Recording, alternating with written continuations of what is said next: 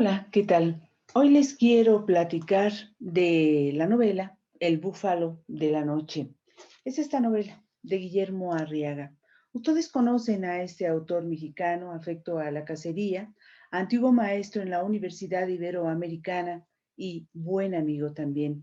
Arriaga es el autor de las historias de Amores Perros, exitosa película, lo mismo que 21 gramos, Los tres entierros de Melquiades Estrada y Babel. Entre sus novelas, además de esta, se cuentan Un dulce olor a muerte, Escuadrón Guillotina y Salvar el fuego. En esta entrega les quiero platicar de esta, que fue su tercera novela y que se reeditó o republicó en el 2006. El Búfalo de la Noche es, como les decía, su tercera novela y en ese 2006 platiqué con Guillermo Arriaga y me contó cosas de esta novela, que cuando comenzó a escribir, por ejemplo, decía que cuando empezó a escribir la historia, él pretendía que la historia, girara en torno a Gregorio. Con él arranca la historia. Sin embargo, ese que sería el personaje principal se suicida en los primeros dos capítulos de la obra. Y aquí aparece el primero de los asuntos importantes que toca Guillermo Arriaga en esta novela, y que es el suicidio. Pero ¿cómo y por qué llegó Gregorio a tomar tan dura decisión? Bueno, quizás fueron sus entradas y salidas del hospital psiquiátrico o tal vez la traición de su mejor amigo Manuel, que tenía una apasionada relación con Tania, la amada novia de Gregorio, o quizá la deslealtad de ella y la mentira de ambos. Pero en aquella conversación que ya les mencioné que tuve con Guillermo Arriaga, él me comentó que decidió finalmente pues dejar que la escritura simple y sencillamente fluyera y una vez que Gregorio se había suicidado, digamos que renunció a que Gregorio fuese de alguna manera el personaje principal. Y es entonces cuando Manuel, el amigo, el gran amigo de Gregorio, toma la fuerza y aunque Gregorio ya no es, como les he dicho, el personaje principal, no deja de estar presente de una manera muy determinante a lo largo de toda la trama. Una caja con fotografías y cartas mantiene vivo a Gregorio, aunque el narrador de la historia es Manuel, que padece la cruel herencia de aquel que alguna vez fue su mejor amigo. En el capítulo segundo dice lo siguiente: Tania no había querido asistir ni al velorio ni a la cremación. Para ella, Gregorio no había terminado de morirse. Me lo había dicho por la mañana. Algo trama todavía, aseguró. Gregorio no se va a ir así sin más. Se le oía ansiosa, agitada. Le reproché que le temiera de modo tan infantil. No te olvides que era el rey Midas de la destrucción, sentenció. Era, corregí. Jamás dejará de serlo. No era una coincidencia, en efecto, que Gregorio se hubiese suicidado a pocos días de haberse encontrado con Manuel y que además hubiese elegido el 22 de febrero para hacerlo. El 22 de febrero era una fecha importante para los involucrados en este triángulo amoroso. Y ese es otro de los temas que aborda Arriaga en El Búfalo de la Noche, aunque no está en esta obra, por cierto, ese no es el único triángulo amoroso que se teje. Los protagonistas son jóvenes y apasionados. Ambas son características que también se dejan ver a lo largo de la novela, con frecuencia además, en la habitación 803 de un motel barato. Y bueno, haciendo honor al mote de Rey Midas de la destrucción, Gregorio, después de muerto, logra en efecto que Manuel comience a padecer lo mismo que él padecía. Escucha respirar, pegadito a su oído, al búfalo de la noche, y comienza a creer, como creía su amigo, que se lo están comiendo las tijerillas por dentro. Eso fue parte del precio de la traición de Manuel. Y es que la historia de Manuel después del suicidio de Gregorio se complica cada minuto y es imposible no sentir inquietud por lo que pasará después. Nadie es capaz de explicar de dónde provienen las cartas, quién es Jacinto Anaya, qué relación tiene Tania o Margarita o Rebeca, los personajes femeninos, con lo que está sucediendo y hasta dónde va a arrastrar Gregorio a Manuel aún después de muerto. La tensión, pues, que construye Guillermo Arriaga en medio de todas esas interrogantes es, créanme, magistral y pone en la voz de Manuel reflexiones como esta. Antes de morir, Gregorio suele escuchar al búfalo resoplarle cada noche.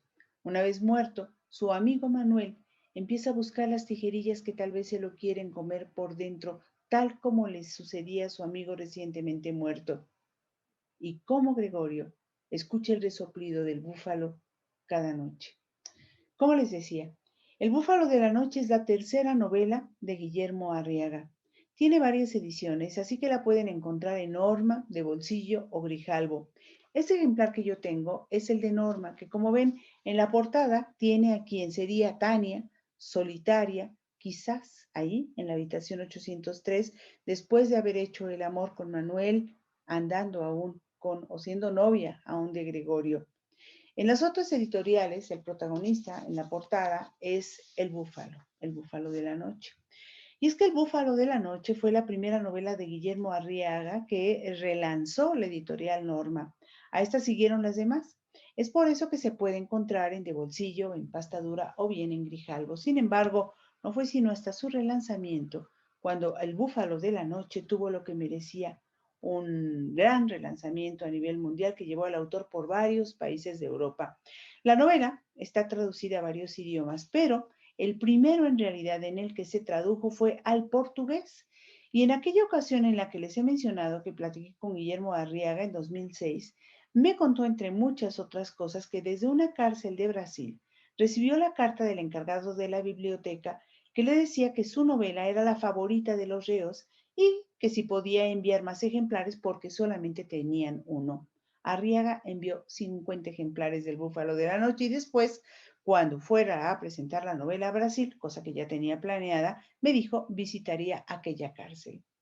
En la solapa del libro que escribió el mismo autor dice lo siguiente: soy hijo de Carlos y Amelia, esposo de Maru, padre de Mariana y Santiago, hermano de Carlos, Patricia y Jorge y amigo de esos otros hermanos.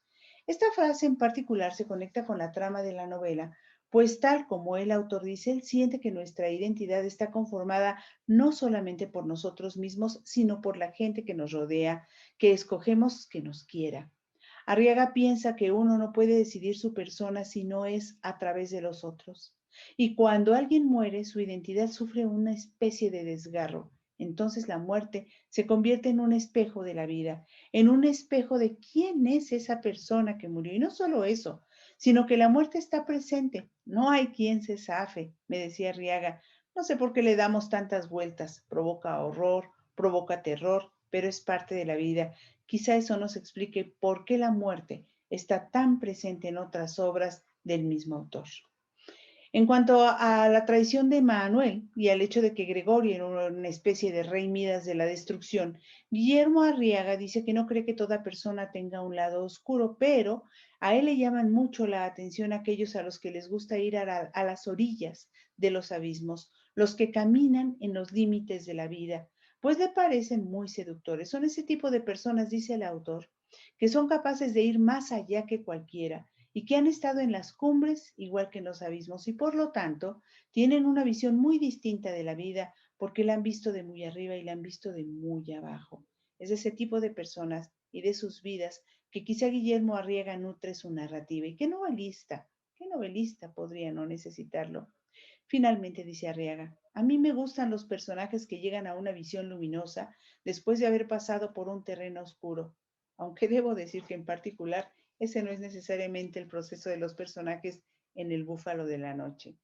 Pese al paso de los años, esta novela continúa vigente y aún hoy podemos ver en las conductas de los jóvenes protagonistas sus preocupaciones y sus deseos, lo mismo que vemos en los jóvenes de hoy. Incluso el lenguaje que utiliza en la novela Guillermo Arriaga permanece vigente en nuestros días.